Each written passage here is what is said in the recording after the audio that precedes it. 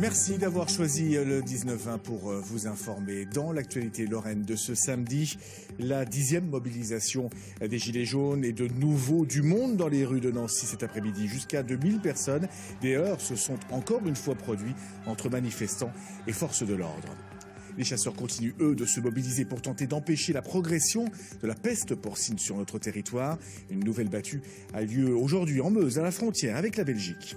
Le SMS a essuyé sa 3e défaite de la saison à domicile. Les Grenats restent toujours leaders du championnat de Ligue 2, mais doivent gérer sans leur entraîneur, Frédéric Antonetti, absent depuis un mois maintenant. Le niveau d'alerte à la peste porcine africaine est maximum.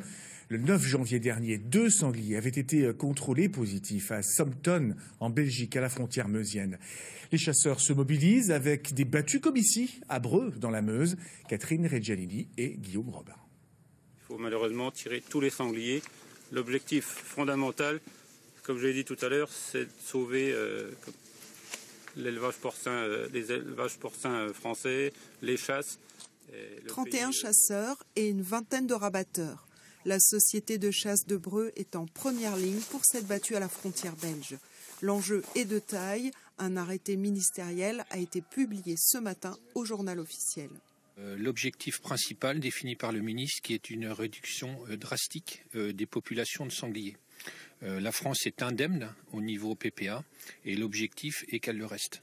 Et la seule façon, là pour l'instant, c'est de diminuer fortement les populations de sangliers. Pour l'occasion, les habitudes de chasse ont été modifiées.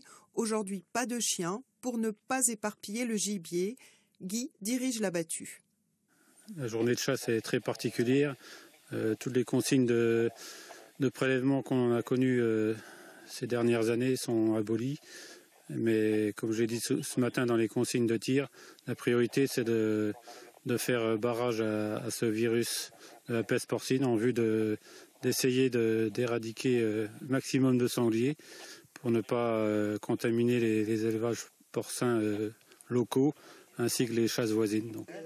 La battue aura duré 5 heures et 11 sangliers ont été prélevés. La bonne nouvelle, c'est qu'il n'y a aucun cadavre de retrouvé sur le territoire de Breux, donc sur la France. Donc ça, c'est vraiment l'excellente nouvelle du jour.